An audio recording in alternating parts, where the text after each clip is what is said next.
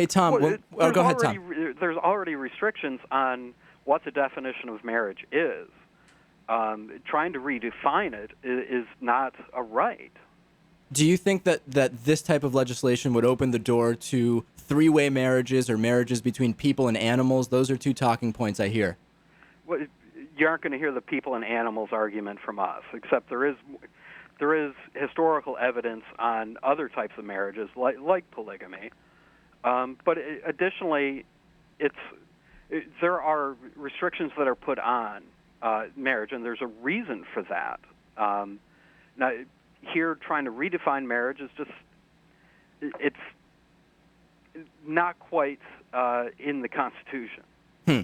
So if there were to be an amendment that wanted to redefine marriage as specifically between a man and a woman, you would also be against that, right? I mean, in the interest of just being unbiased and having the same policy about redefining things.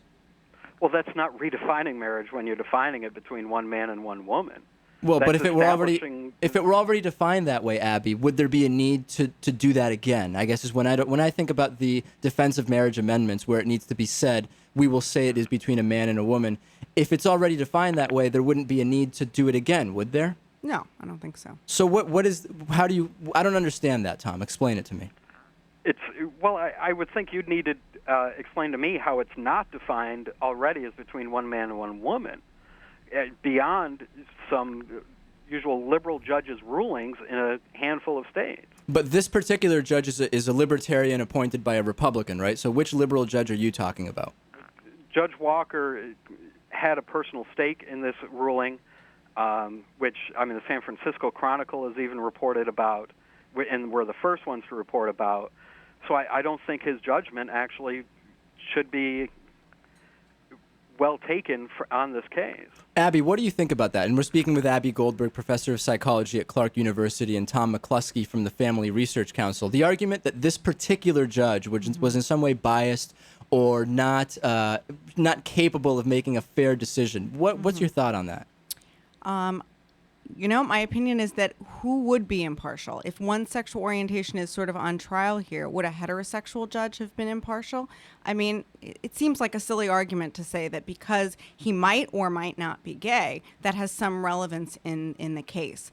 Again, if he was straight and he had, argued for for proponents of Prop 8, would people have been saying, well, but he's straight, he's clearly not impartial? I don't know about that. So just because he's gay, people are sort of jumping on that. He has a lot of people. It's not simply a sexual orientation, but when you look at his actual supposed findings, most of them are his personal opinion, and certainly not something that's found either in the Constitution or in the law. But hold on a second, Abbie, was not the testimony that the judge was deciding the case on not presented well from those who are against the legalization of gay marriage? It was not strong evidence, and that is the evidence that the judge needs to decide on, is it not? Yes. Read the 136-page, decision from the trial, and it really outlines in kind of exquisite detail these various expert witnesses, their opinions, the data that they presented, their various qualifications.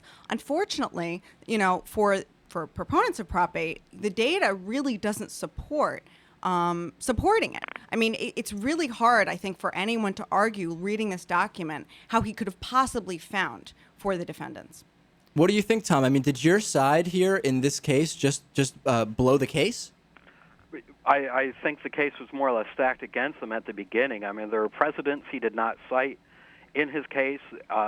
The overwhelming body of evidence that was presented to the judge, he completely dismissed. I mean, the ruling itself could have been written by the attorneys who are arguing to overturn Proposition 8.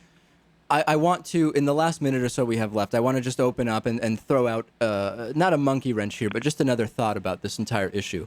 Lyle Menendez of the Menendez brothers right now is serving a life sentence for killing both of his parents. Now, since he was incarcerated, he's gotten married, divorced, and remarried. So my question is, how is it that a convicted murderer can get married? And that doesn't devalue marriage. And I use the term devalue because that's something I've heard from Tom's side. But a same-sex couple getting married somehow does devalue marriage. How would you react to that, Tom? Well, should I judge the whole homosexual community on the actions of one person. Is the whole homosexual community Elton John or Perez Hilton? Of course not. So, I mean, an example here, an example there. I mean, Britney Spears or Lyle Menendez are... Forget about Lyle Menendez specifically. Do you see where I'm going with this, Abbie? Yeah. If a convicted murderer is allowed to marry and divorce as many times as he wants, what does it mean that a homosexual couple is not allowed to do that, but this convicted murderer is? Well, and sort of, is the value of marriage so high? You know, if many people have said, you know, straight people are doing just as good a job screwing up marriage as, you know, gay people could ever do.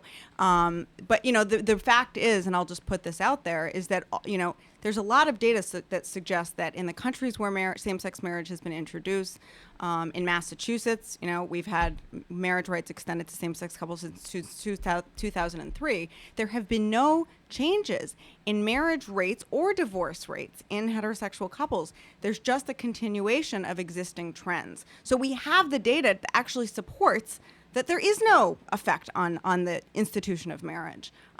These fears have really not come to pass. Tom, any response? And we just have about 30 seconds left here.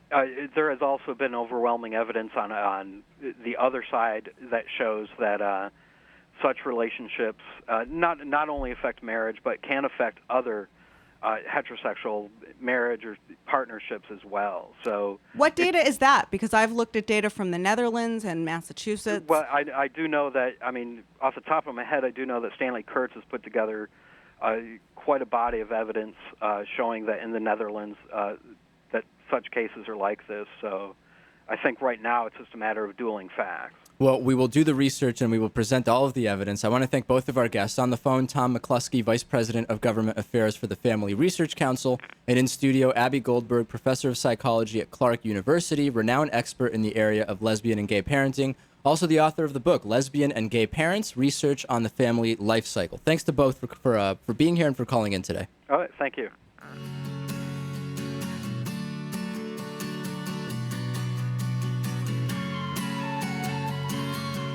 You've been listening to Midweek Politics with Dave Pakman.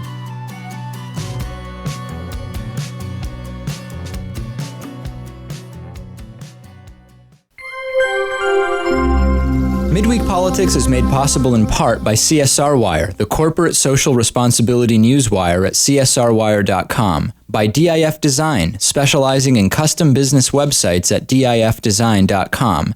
To find out more about underwriting Midweek Politics, visit midweekpolitics.com.